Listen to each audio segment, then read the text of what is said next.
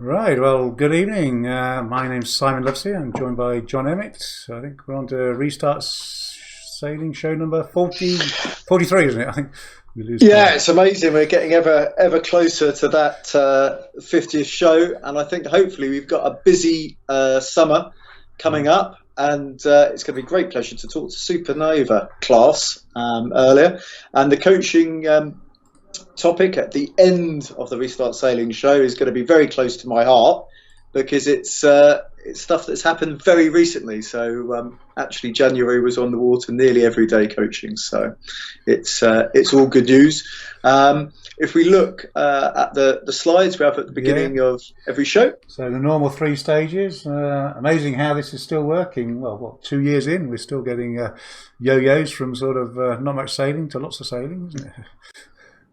Well, hopefully getting towards the lots of sailing. There's a few little minor rule changes, but a lot of the full-time sailors are now doing international travel. Yeah. And I think all the clubs, or I shouldn't say all, that's a very big word, but the majority of clubs are going to be opening as normal this year, I hope. We hope so, and I think the Radio 4 was talking about a report in the Telegraph that's saying, well, actually keeping people away from leisure wasn't a good thing during the lockdown. So I think No, they're well, recognising the I importance. talked to Rich Percy, who's one of the directors for the Andrew Simpson Centre, and actually he said they had bumper numbers through the door last year because I think having had so long when people couldn't get on the water between May and September when they had the opportunity, a lot of people took advantage and a lot of new people came in. So the Andrew Simpson Centres, they've been doing a really good job with that. And I just hope that trend continues. It's not a bump and then a lull.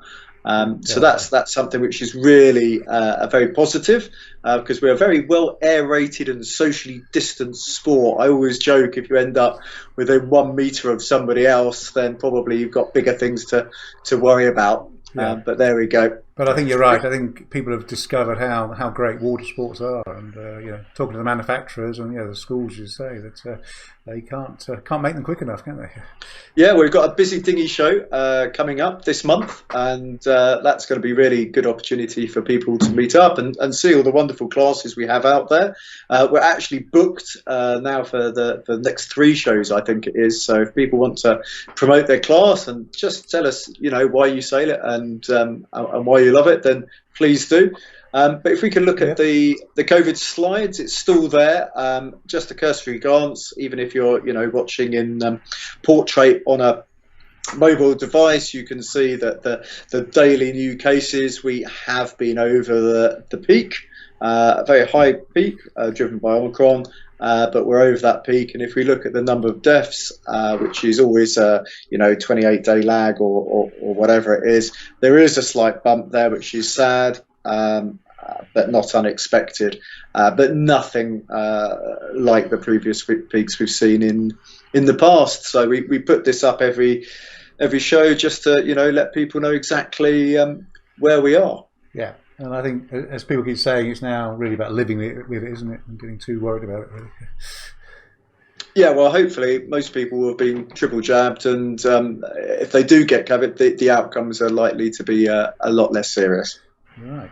So we're seeing quite a few winter regattas going ahead, after a few not going ahead, but I think we're back on track. We had the Burfield Breezer, which I don't think was a breezer, was it, John? You were there?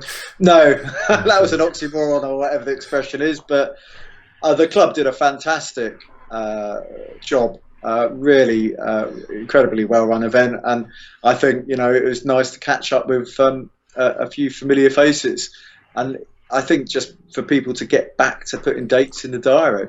Yeah, and I think that's right. It's that social side we really can't underestimate. It's that sort of getting out there and mixing with people is just so important for people's well-being, isn't it?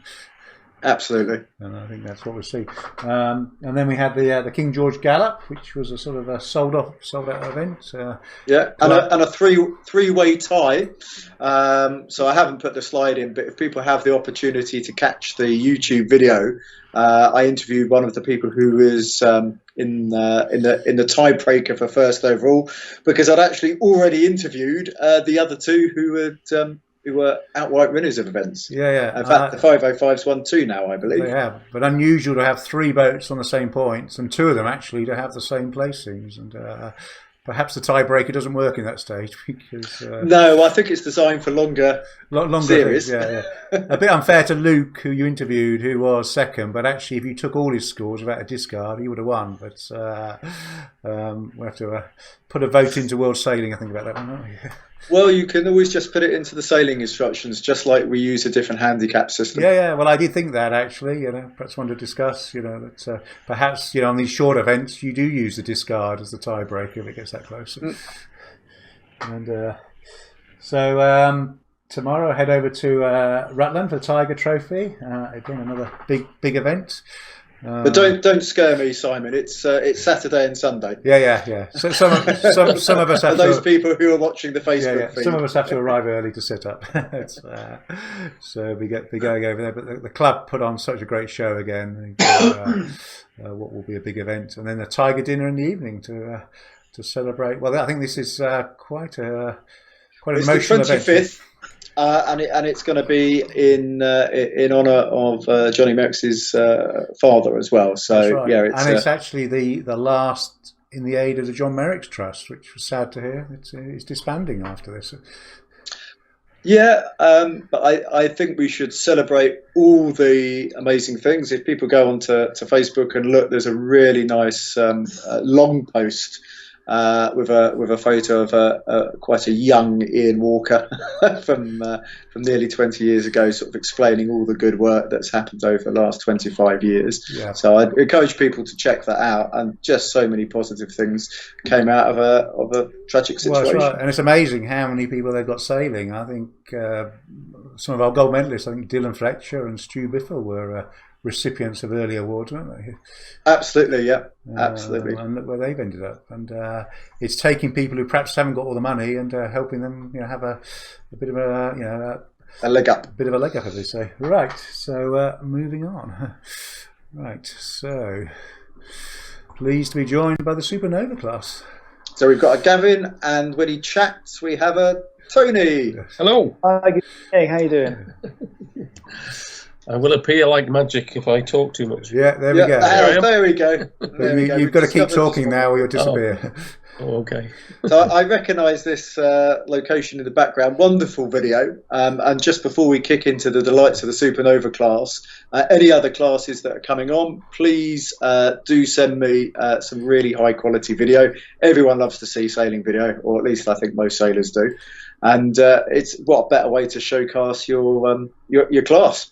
So there we go. So Supernova, you have big national attendance, but it's one of the classes I personally probably know least about. So tell us all about it. Don't fight, one at a time. In the last show, you say it's probably the biggest class I know nothing about, and I thought that's probably true. I think when we meet people and you say, "Oh, Sailor Supernova," people either know or they're like, "I don't know what that is." Everybody knows what a 505 is or a fireball, but we have a pretty loyal following, I'd say. As you say, we're getting. Why is that? Let's dig into this, Gavin. Why? This is your hard sell. I think the class association is fantastic. I mean, in 2019 we actually got awarded Class Association of the Year by the RYA, and we're a very inclusive class, very friendly. When you launch, you hold each other's boats, take each other's trolleys. It's just a really nice, friendly class. The class itself is nice, but the competition on the water is hot. So it's not just a friendly bunch of old guys that like to sit and chat and help each other on off the water. When we get on the water, there's some really good quality racing. Yeah, I've just got to say that has always. Sorry, Taylor. It's really hard, but I can't actually see it. But that has always been one of my central beliefs. You should race really hard on the water. Like you shut your best mate out at the committee boat, or you nail the starboard ley line so nobody can get in, and then come off the water. Well, stays on the water. You have a beer, and I think both of those things are really important. But Tony, I'm sorry. Go for it, my friend. Yeah, I was just going to say about the boat itself. I suppose there's a lot of sailors out there, single-handed sailors who started in smaller boats, but eventually got into a laser, and then had great fun in it. and loved that sort of kind of sporty experience that it gave. But then as they progressed and put a few years on, they started to think, there's quite a bit wrong with this design to some extent, but for it's not refined in all areas, and that's where the Supernova is a fantastic boat, because it is very laser-like in performance, a little bit more powerful, more modern rig. So would you say it's slightly heavier sailors than Tony? It will carry weight, but because of the controls powering the rig really well, and although it's a one design, you're allowed to make adjustments if you want to, sail with a flatter sail or sail with a fuller sail, and adjust your, the power of your equipment, your Cunningham and your kicker and so on. You're allowed to do those things. So it's amazing, really. If you're quite a lightweight sailor, you can make the thing fly, and sometimes it's quite disconcerting on a windy day. So you've disappeared again. How many sail manufacturers do you have then? Oh no, the sail is a one design sail. I misunderstood. Tell me who it is, Gav. I've forgotten. Yeah, it is a strict one design, so everything comes from the builder. The current builder's Hartley Boats. I think there's not many things that either Hartley or Ovington's aren't building these days. No. But yeah, so it all comes from them. But one of the key things, although it's strict one design, I think what Toastro says, we can change the rigging, so you can move fittings, you can rig your Cunningham differently. Your deck layout, you mean? Yeah, you can really personalise, whether you have all the cleats on the foredeck or on the side, or how you want to arrange the forestay. You can have a 64-1 kicker if you really don't want to be able to get under the boom ever again. Yeah. So you can. So that all the kit, the hull, the sail, the mast, the foils, they're all standard. You can't play with those. But in terms of actual running, rigging, fittings, control lines, you can play and personalise. So I think that's where it's quite nice compared to the laser. It is strict one design, but you can still play because it's a stayed rig. You've got no danger of catching the main sheet around the back when you're jibing light winds, I guess. No. Which is nice, and because you got the stayed rig, there's always adjustments in the dinghy part for stay, tension, and rake, and all Can you adjust it on the water, or is that a bit too much fun in a single-handed class, moving pins, or is it turnbuckles? Well, no. So we have an adjustable forestay, which really is just changing the tension in the rig. Really, obviously, the tighter you put it, the more upright, the looser, the further it goes back. But we don't generally adjust the shrouds. We did try having adjustable shrouds for a while, but decided that was just too many ropes. We try and think about everybody who's sailing the class, and we try and keep it. You want to be able to play with it. I know some two-man boats with adjustable shrouds, but for single-hander, that sounds like a lot on. Yeah. Well, we went with adjustable adjustable shrouds instead of the forestay, thinking you could adjust, because with the forestay, if you adjust the tension, you always adjust the rate. So the thought was, if you adjust the shrouds, you can keep the rate the same, so you're not changing the forestay length, but you can adjust the tension in the rig. But it was just got a bit too complicated. We tried it for a season and outlawed it. There's a quite keen Supernova sailor, also a keen sailor in the Merlin Rocket. So he was bringing ideas across from that. And Merlin Rocket is a good boat if you like lots of bits of string. Yeah. Yeah. And we had a go with it, but in the end we turned it down as being too complex for every member to adopt, so potentially unfair as a one design, Sure. And can you tell us a little bit about this up and Cunning season? We've had enough looking back at things that did or didn't happen. What's happening in 2022? I should say Tony, shouldn't I? So nobody knows who to speak. Yeah, we've been going along for quite a long time with a growing fleet and a national traveller series, and there's quite a lot of distance between the most northern event and the most southern event, and we tried all sorts of things like putting 2 events together on a weekend so that you could travel once and get two events on the series. Yep. The class grew really well under Chris Hawley's leadership. Our new chairman now, Ian, came in and said, we want bigger events. So how do you get bigger events? All the other classes are going to be listening. Yeah, it's a great idea, isn't it? Let's get bigger events. But there's the other side of it is that the class has got quite a lot of fleets in small clubs, and some of those fleets generate travellers. And I went to, I think, every traveller last year, and some of them are in lovely places, not just the club itself, but the surrounding area, places where you can spend a day or two staying on and enjoying, the après sail in the area. And so it just framing a series around big events in well-known large fleet venues would be quite limiting and would kind of cut out huge parts of the fleet and the class. So we came up with the idea that if we had a north and south series joined at the hip in big events, then we could both support the smaller clubs and keep them on in the north and south separate series. So is your combined events in the Midlands then? That's right. Yeah. Rutland, combined that events, sort of thing, I guess. I don't want to get into a debate about what's north and south. Oh, did Tony freeze? Do you want to carry on, Gavin? Yeah. Okay. Yeah. So either that, or he's very good at playing statues. So.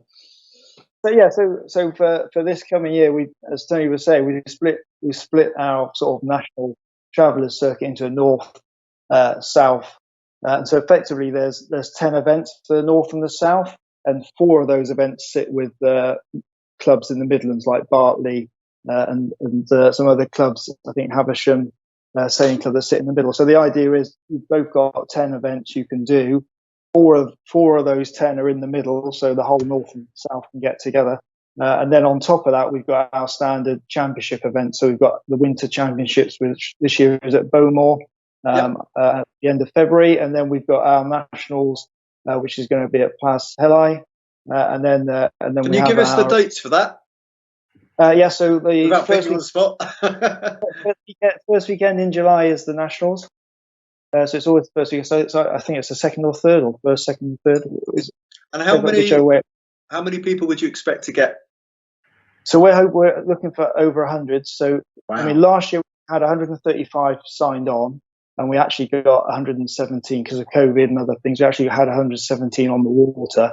Our inland, which we had at Burton, we actually had our biggest inlands turnout. We had 57 boats, wow. Which it's funny because you always think the inlands is most people's nationals because most people sail on inland waters, but we always seem to get a much lower number at the inlands. But yeah, we got that up to 57. People like sailing on the bumpy stuff. We do.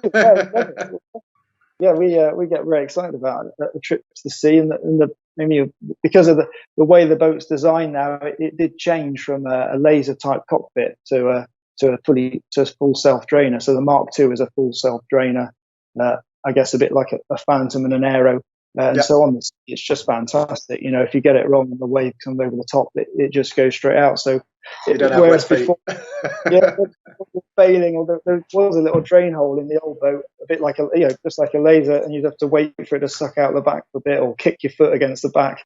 But now, it just goes straight out. So we love it. It sails well everywhere, really. Whether you're on the sea, inland waters. So what would you say to somebody who wants to join the class or have a go or come to an event? How do they get involved?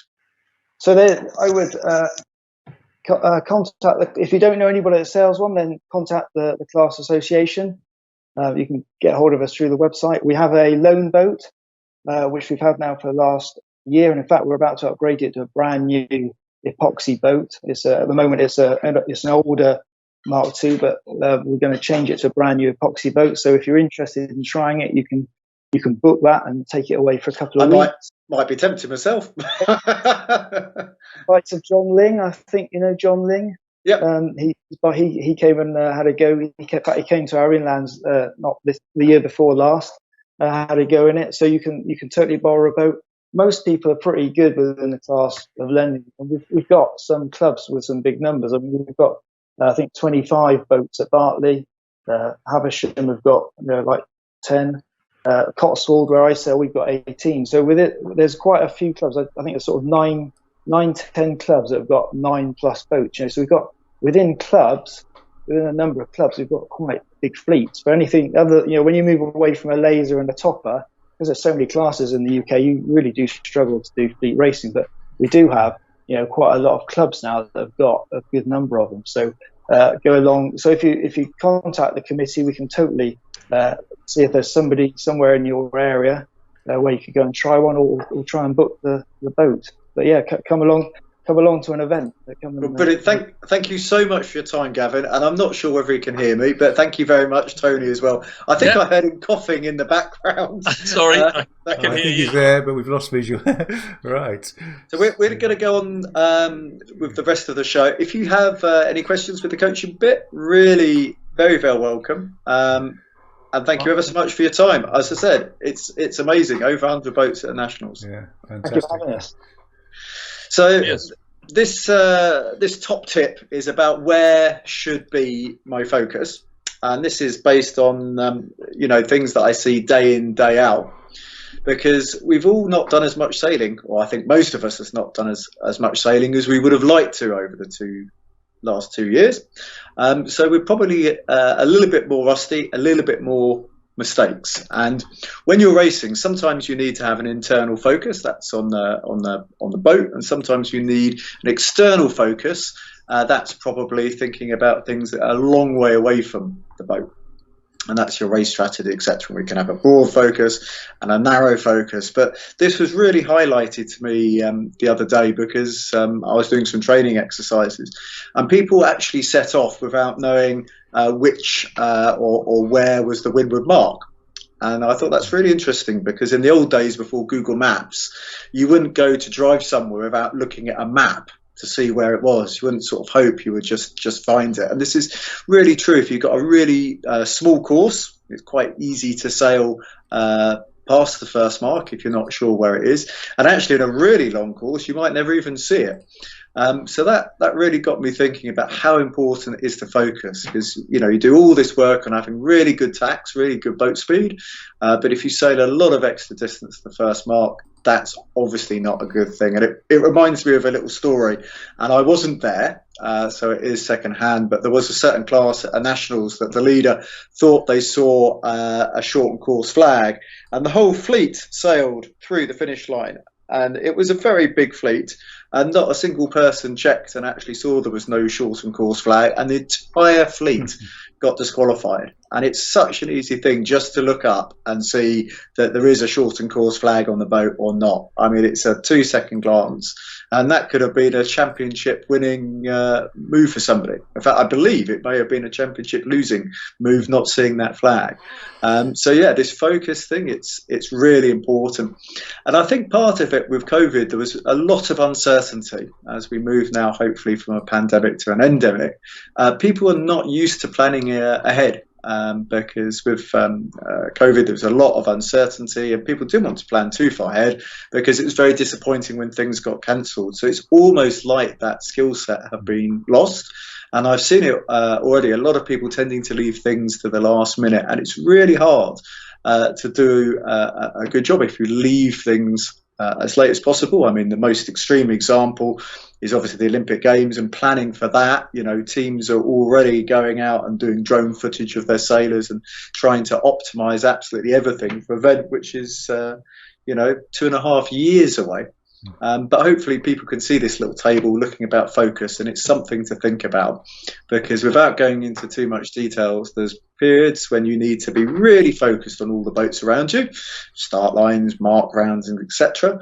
There's times when you need to be really focused on your boat speed, and there's times you need to be focused on your race strategy, and it's deciding when and where on the race course that's the difference between the great sailors and the people who end up standing on the podium. So that's my little coaching chat for this show. And next show, we're going to be talking to the youngsters in the Fevers class. I've been running around all day trying to get the details, so I'm not sure exactly who we're going to have on. And if you want to come on, I've had a few names thrown at me. Please get in contact as soon as possible. I think we'll try and just have one connection. So poor Tony there didn't get a visual. So if we could get the guests in the same room, that will make everything much easier. And I shall see you in March. And thank you very much. And thank you very much. Good evening.